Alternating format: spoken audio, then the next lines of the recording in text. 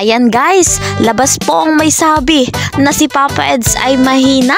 Ito ang ating topic ngayon, part 54, Baguio Moment.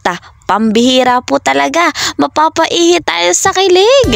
Edsy Kissing Hand Scene. Ito po ang bibigyan natin ng reaction video, yung vlog po ni Kalingap Rob. Sa mga nakapanood na, alam ko po nga hanggang ngayon, kinikilig pa rin kayo. Bago po tayo magpatuloy guys mga Kalingap, ako po'y naglalambing.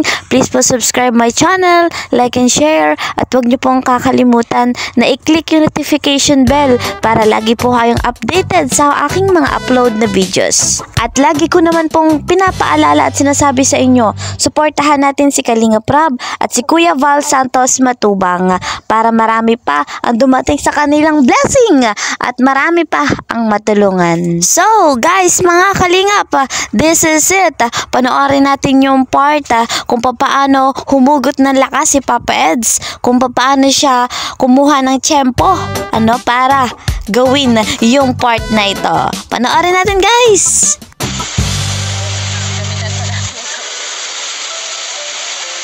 Aroy! Nilalamig ang ating Papa Eds. Kaya naman, nagkukuskus sila ng kamay para mag-init. Si Papa Eds talaga pambihira. Dayo ng Baguio. Ayos. Pinahiram po kasi ni Papa Eds yung jacket nga kay Beyonce. Ayan, syempre naman. Nilalamig din naman si Beyonce at ganun kabait, ka-gentleman ng ating Papa Eds. Ngayon, yung next na gagawin niya, panoorin po natin ito.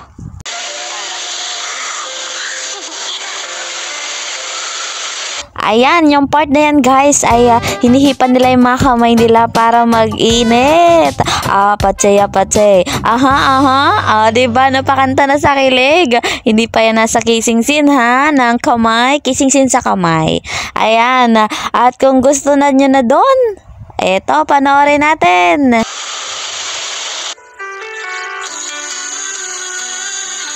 Oh my God! Guys, mga Kalingap, kinis nga po ni Papa Eds yung kamay ni Beyonce. Naku, kakilig naman.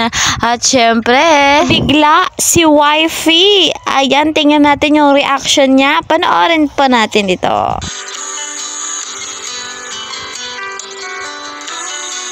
Ayan, nagulat nga po.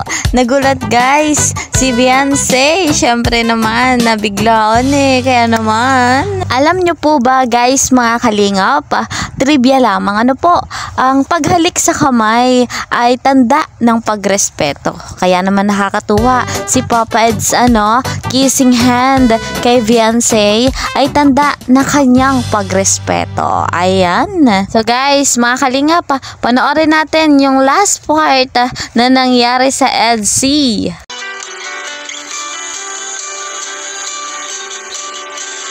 Ayan nga po guys, umalis bigla si Beyonce. Syempre hindi niya alam yung gagawin niya. At pakiramdam ko si Beyonce kinikilig din. Kaya lang ay syempre sa daming tao doon na nakatingin sa kanila ay nahihiya siya.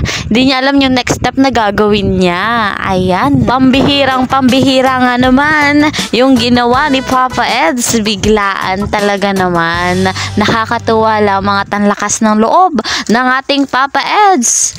Dito ko talaga masasabi na may forever sa Edsy. Kaway-kaway po dyan sa lahat ng supporters na love team na Edsy. Mag-comment po kayo at isa-shoutout ko po kayo. Ayan, 100% po nating suportahan ang love team na Edsy. Gayon din po ang Jom Carl at ang Danjoy. Syempre ganon din po si Kalingap Rob at si Kuya Val Santos Matubang. At ako po ang inyong lingkod, Kalingap Kiel. Patuloy niyo pong subaybayan at suportahan ng aking vlog.